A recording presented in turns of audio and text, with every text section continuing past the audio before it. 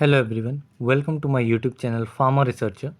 सो आज है day 47 daily pharma MCQ dose series का, जिसमें हम डेली के 10 एमसीक्यू क्वेश्चन सॉल्व करते हैं with detailed explanation and additional information, जो कि आपके सभी फार्मेसी रिलेटेड एग्जाम्स के लिए इंपॉर्टेंट होते हैं।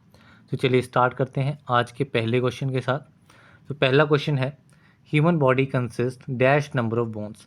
ह्यूमन बॉडी में टोटल कितनी नंबर ऑफ बोन्स रहती हैं? तो ह्यूमन बॉडी में आपकी 206 बोन्स रहती हैं। तो इसमें आपका option C is the right answer. अब बॉडी में जो बोन्स होती हैं वो डिफरेंट टाइप से क्लासीफाई की जाती हैं। तो इसमें आपकी डिफरेंट टाइप्स की बोन्स होती हैं, जैसे कि आपकी लॉन्ग बोन्स होगी। सो लॉन्ग बोन्स जो है, इसमें आपका अगर एग्जांपल की बात करूँ तो इसमें आपका फीमर आ जाता है, टिबिया आ जाता है, फिबुला आ जाता है। तो ये डिफरेंट टाइप्स की आपकी बोन्स होती हैं, ये आपकी लेग्स में प्रेजेंट है जो मैंने यहाँ पे नाम बताए। देन इसके अलावा एक टाइप आता है आपका शॉर्ट बोन्स। शॉर्ट बोन्स में क्या क्या एग्जांपल आ जाते हैं? शॉर्ट बोन्स में आपके कार्पल्स आ जाते हैं। कार्पल्स यानी कि जो आपके रिस्ट में बोन्स प्रेजेंट होती हैं वो आपके शॉर्ट बोन्स में आती हैं। देन आती हैं आपकी इर्रेगुलर बोन्स। तो इर्रेगुलर बोन्स में क्या आता है? तो इसमें आपके वर्टिब्रेज आ जाते हैं, ठीक है, वर्टिब्रेज एंड कुछ स्कल बोन्स जो हैं वो भी आपकी इरेगुलर बोन्स में आती हैं। वर्टिब्रे यानी कि आपकी वैक बोन जो होती है उसमें। देन एक टाइप इसमें आता है फ्लैट बोन्स। कुछ बोन्स होती हैं आपकी फ्लैट बोन्स। फ्लैट बोन्स में आपका स्टर्नम आ जाएगा। स्टर्नम यानी कि जो आपकी चेस्ट सेंटर में बोन प्रेजेंट होती है वो। इसमें आपकी रिब्स आ जाती हैं एंड ज़्यादातर जो most of the skull bones जो हैं वो आपकी फ्लैट बोन्स रहती हैं। देन एक टाइप आता है आपका सेसेमॉइड बोन। सेसेमॉइड बोन, तो सेसेमॉइड बोन जो है वो आपकी रहती है पटेला, जो कि आपका नी वाले पोर्शन पे जो बोन रहती है वो आपकी होती है पटेला। तो ये इसमें डिफरेंट टाइप्स रहते हैं। अब ओवरऑल बॉडी की बात करूं कि जो 206 बोन्स हैं वो कहाँ कहाँ पे डिस्ट्रीब्यूट होती हैं। सो 206 बोन्स को स्टडी किया जाता है मेनली टू डिवीज़न में। एक डिवीज़न आती है आपकी एक्सियल स्केलेटन। Axial skeleton. दूसरा आपका आता है appendicular skeleton. Appendicular skeleton. Axial skeleton क्या होता है? तो एक्सियल स्केलेटन जो है वो आपका जो आपका स्ट्रेट लाइन में आपका बोन्स प्रेजेंट होगी, यानी कि हेड से लेकर के आपका पेल्विक का जो वर्टिब्रल कॉलम है, पेल्विक के बीच में जो वर्टिब्रल कॉलम जहाँ तक एंड होता है वहाँ तक आपकी जो स्ट्रेट लाइन में है, जिसमें आपका स्कल का आ जाएगा, नेक की बोन्स आ जाएंगी, स्टर्नम आ जाएगा, वर्टिब्रेज आ जाएंगे, रिब्स आ जाएंगी। तो ये सारी आपकी एक्सियल स्केलेटन का पार्ट होती हैं। जबकि जो आपका अपेंडिकुलर स्केलेटन है उसमें आपकी शोल्डर से लेकर के हाथ उंगलियों तक एंड पेल्विक बोन जो हिप बोन होती है वहाँ से लेकर के आपके पैर तक जो भी बोन्स रहेंगी वो आपकी अपेंडिकुलर स्केलेटन में रहती हैं। अब इसमें कुछ कुछ नाम देख लेते हैं कौन कौन सी बोन्स इसमें होती हैं। जो आपका हेड पोर्शन है उसमें जो बोन्स होती हैं उनको वो आपका क्रेनियल पोर्शन रहता है, उसमें क्रेनियल बोन्स होती हैं हेड वाले पार्ट की। देन आपकी कुछ फेशियल बोन्स रहती हैं। फेशियल बोन से थोड़ा सा नीचे आएंगे तो आपका जो नेक बोन है, नेक बोन से लेकर के डाउन पेल्विक तक जो है वो आपकी वर्टिब्रल कॉलम आता है, ठीक है, इसमें वर्टिब्रल कॉलम आता है। तो इसका भी मैंने आज की वीडियो में एक क्वेश्चन इंक्लूड किया है, तो ये वाली बोन्स हम वहाँ पे देख लेंगे।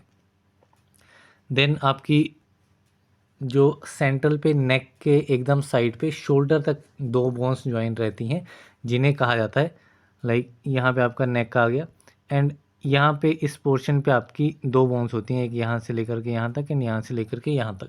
तो ये बोन्स कौन सी होती हैं? इनको कहा जाता है क्लेविकल। क्लेविकल के साथ में आपका जो बैक साइड है, शोल्डर के एकदम बैक साइड पे कुछ इस शेप की बोन्स रहती हैं दो, ठीक है। इन बोन्स को क्या कहा जाता है? So these bones are known as scapula. ये बोन्स आपकी होती हैं स्कैपुला। देन आप यहाँ आती है आर्म वाली बोन्स। देन जो बोन आपकी शोल्डर से लेकर के एल्बो तक आएगी वो बोन आपकी होती है ह्यूमरस एंड ये आपकी अपर बॉडी की लार्जेस्ट बोन होती है। ये क्वेश्चन काफ़ी बार पूछा जाता है कि अपर बॉडी की लार्जेस्ट बोन कौन सी है? सो ये आपकी होती है ह्यूमरस। देन आपकी एल्बो से लेकर के रिस्ट तक जो बोन्स आएंगी वहाँ पे दो बोन्स प्रेजेंट होंगी हर एक बाजू में। सो वो बोन्स कौन कौन सी होती हैं? तो इसमें आपकी आती है अल्ना एंड रेडियस। ये दो बोन्स आपकी यहाँ पे प्रेजेंट होंगी। देन आपकी रिस्ट में जो बोन्स प्रेजेंट होती हैं उन्हें कहा जाता है कार्पल्स, जो कि आपकी 18 नंबर होती है। हर एक हाथ में 8 कार्पल्स जो हैं वो प्रेजेंट होते हैं। कार्पल्स के बाद में आपकी जो हथेली होती है, हथेली वाला पार्ट होता है, वो आपके होते हैं मेटाकार्पल्स, एंड मेटाकार्पल्स आपके जो हैं वो 5 इन नंबर रहते हैं। देन आपके आते हैं फेलेंजेस, ठीक है। देन आती हैं फेलेंजेस। फेलेंजेस जो आपकी फिंगर्स में बोन्स होती हैं, ठीक है। हर एक फिंगर में आपकी 3-3 बोन्स रहती हैं, थंब में सिर्फ 2 फेलेंजेस रहते हैं, तो ये आपकी टोटल 14 नंबर। एक क्वेश्चन ये बनता है कि बॉडी के किस पार्ट में हाईएस्ट नंबर ऑफ बोन्स रहती हैं, तो वो आपका रहता है हैंड।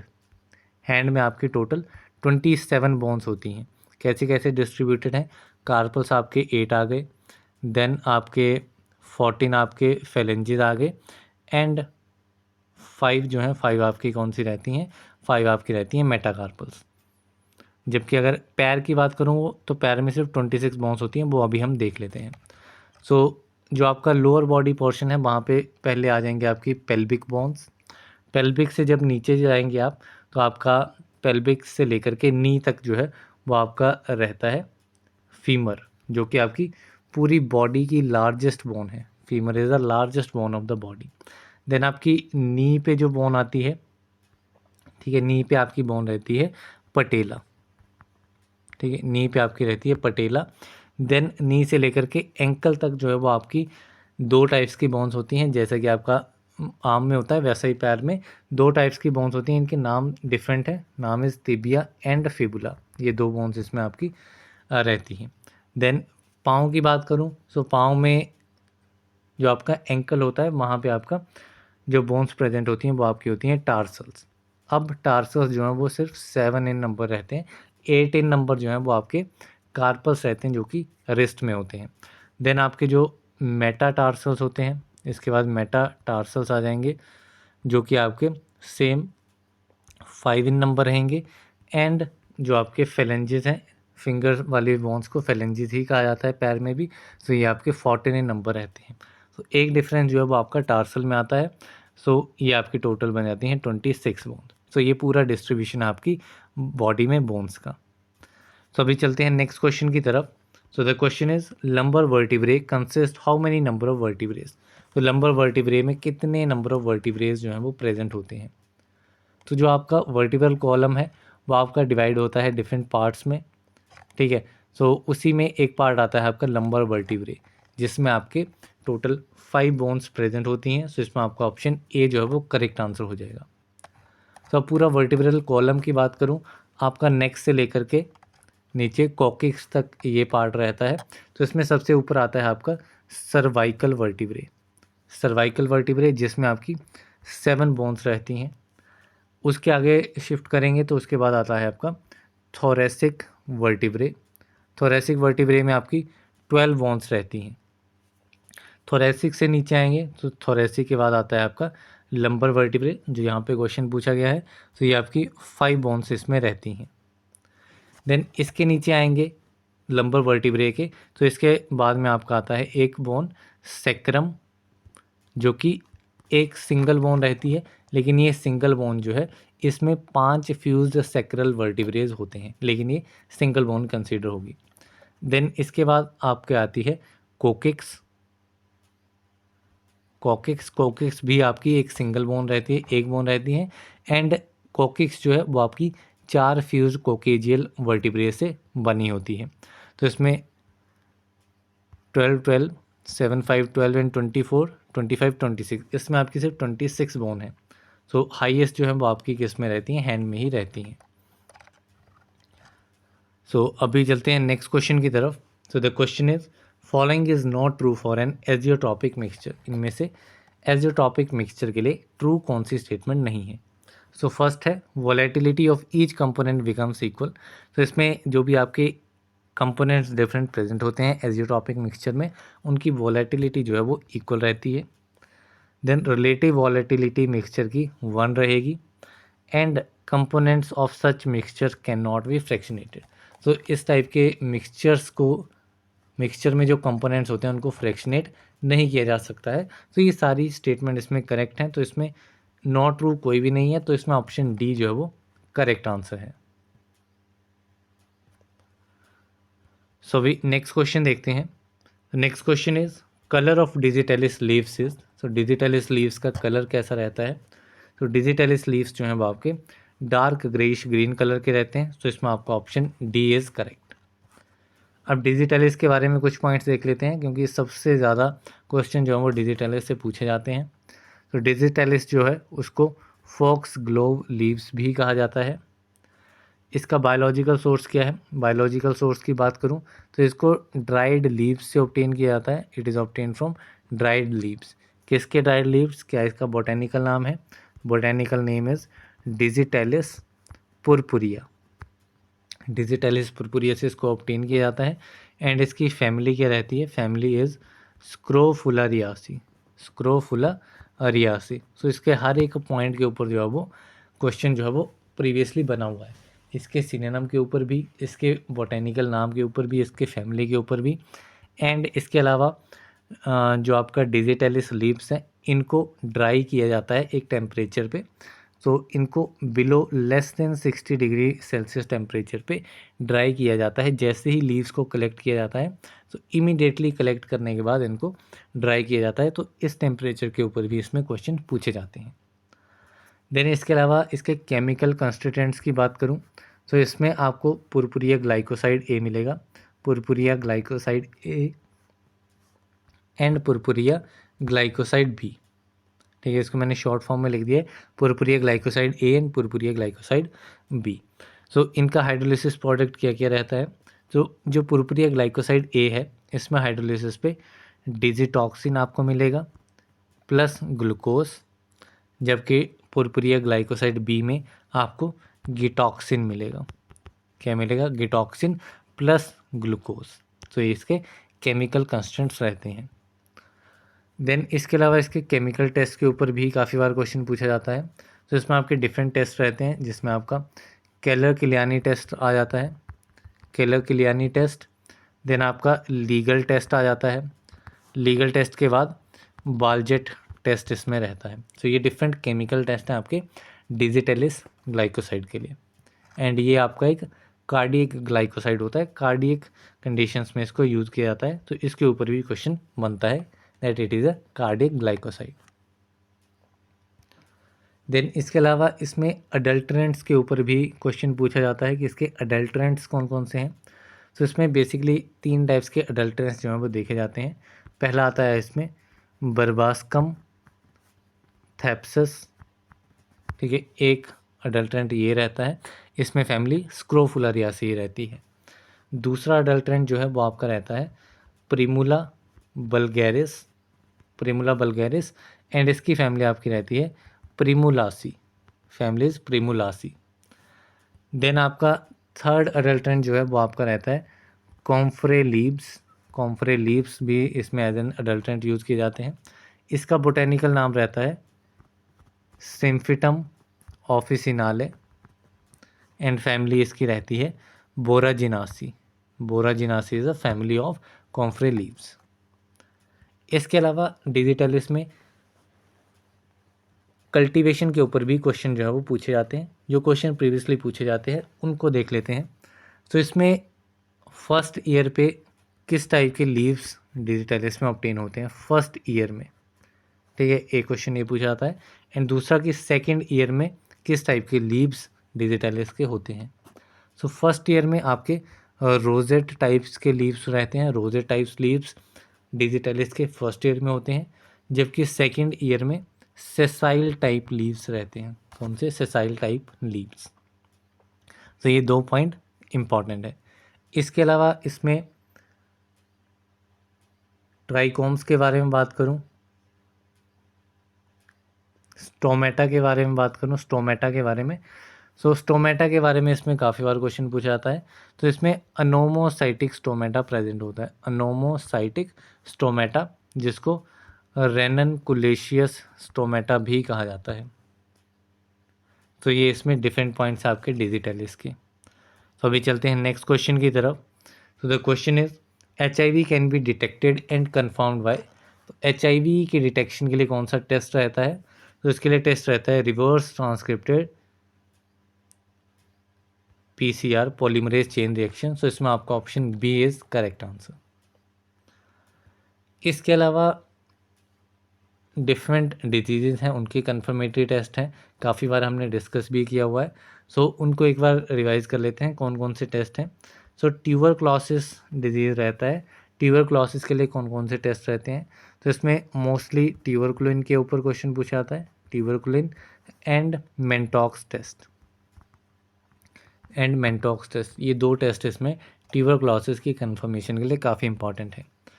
देन बात करूँ एड्स की, तो एड्स के लिए आपका मोस्ट इम्पॉर्टेंट एलिसा टेस्ट रहता है, देन कार्पस टेस्ट इसमें रहता है, फूजी रेबियो एग्लूटिनेशन टेस्ट, सो ये डिफरेंट टेस्ट हैं। इसके अलावा बात करूँ टाइफॉइड की, टाइफॉइड मल्टीपल टाइम्स क्वेश्चन में पूछा गया है, तो टाइफॉइड के लिए आपका टेस्ट रहता है बिडाल टेस्ट। देन बात करूँ सिफिल्स की, तो सिफिल्स जो है वह उसमें आपका रहता है BDRL, venereal disease research laboratory, Kahn's test and Wassermann test, तो ये डिफरेंट टेस्ट इसमें सिफिल्स के लिए रहते हैं। देन बात करूँ डिप्थीरिया की, तो डिप्थीरिया के लिए टेस्ट रहता है आपका शिक टेस्ट एंड एलेक टेस्ट, तो ये दो टेस्ट इसमें आपको याद रखने हैं। देन बात करूँ स्कारलेट फीवर की, स्कारलेट फीवर के लिए आपका रहता है डिक टेस्ट। देन एक टेस्ट आता है आपका ब्रूसिलोसिस के लिए, ब्रूसिलोसिस डिजीज़ के लिए, तो इसमें आपका टेस्ट रहता है Coombs test.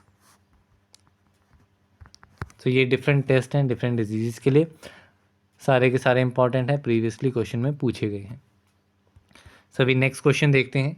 The question is a super disintegrant in tablet formulation is, तो टैबलेट फॉर्मुलेशंस में सुपर डिसइंटीग्रेंट कौन सा यूज़ किया जाता है, तो ये सुपर डिसइंटीग्रेंट आपका होता है सोडियम स्टार्च ग्लाइकोलेट, ठीक है। तो इसमें आपका ऑप्शन ए जो है वो करेक्ट आंसर है।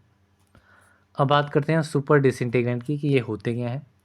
तो डिसइंटीग्रेंट तो बेसिकली हमें पता है कि टैबलेट को डिसइंटीग्रेट करने के लिए जो एजेंट्स यूज़ किए जाते हैं वो आपके होते हैं डिसइंटीग्रेंट्स। अब सुपर डिसइंटीग्रेंट से क्या मतलब है, तो सुपर डिसइंटीग्रेंट्स वो होंगे जो कि आपके लो कंसंट्रेशन पे भी इफ़ेक्टिव रहेंगे, इफ़ेक्टिवली डिसइंटीग्रेट करेंगे हमारे टैबलेट या ग्रैन्यूल्स को, तो ये आपके होते हैं सुपर डिसइंटीग्रेंट। अब इसमें आपका सोडियम स्टार्च ग्लाइकोलेट के अलावा डिफरेंट एग्जांपल्स आ जाते हैं, जैसे कि इसमें आपका क्रोस कैरामल भी इसमें यूज़ होता है, क्रोस पोविडोन इसमें as a super disintegrant use किया जाता है। इसके अलावा इसमें कुछ अदर नाम्स आते हैं जैसे सोलूटैब या फिर प्रीमेलोस या फिर प्रीमोजेल, तो ये डिफरेंट एग्जांपल्स हैं सुपर डिसइंटीग्रेंट्स के। तो ये एग्जांपल्स आपको इसमें मोस्टली दो तीन याद रखने हैं। मोस्टली सोडियम स्टार्च ग्लाइकोलेट पे ही क्वेश्चन बना है प्रीवियसली, इसके अलावा क्रोस पोविडोन एंड क्रोस कैरामेलोस भी आप याद रख सकते हैं। तो अभी चलते हैं नेक्स्ट क्वेश्चन की तरफ। तो the question is water for injection differ from sterile water for injection because it is free from, so water for injection जो है वो स्टेराइल वाटर फॉर इंजेक्शन से डिफरेंट होता है क्योंकि इसमें ये पायरोजन फ्री रहता है, सो इसमें आपका ऑप्शन बी जो है वो करेक्ट आंसर है। देन इसके अलावा जो आपके वाटर फॉर इंजेक्शन है, स्टेराइल वाटर फॉर इंजेक्शन है या बैक्टीरियोस्टैटिक वाटर फॉर इंजेक्शन है, इनके मेथड ऑफ प्रिपरेशन डिफरेंट रहते हैं, तो इनके बारे में एक बार बात कर लेते हैं। तो सबसे पहले बात करते हैं प्योरीफाइड वाटर की। तो प्योरीफाइड वाटर को distillation and ion exchange method से प्रिपेयर किया जाता है। इसके अलावा बात करूं water for injection, sterile water for injection and bacteriostatic water for injection, ये तीनों जो हैं इनको डिस्टिलेशन एंड रिवर्स ऑस्मोसिस से जो है वो प्रिपेयर किया जाता है।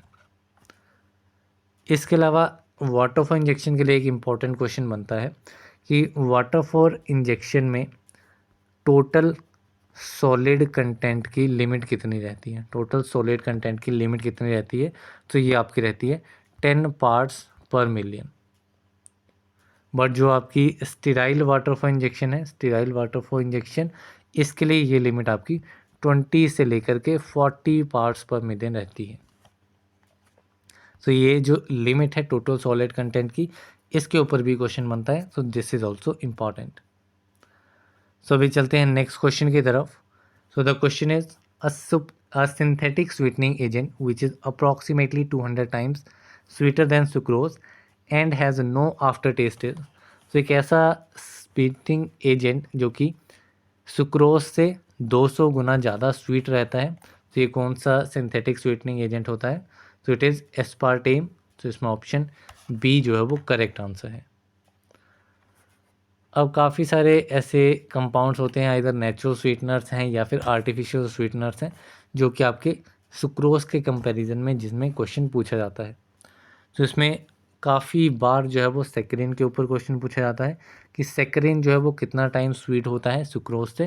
तो saccharin is 500 times sweet than sucrose, and saccharin जो है it is a artificial sweetener.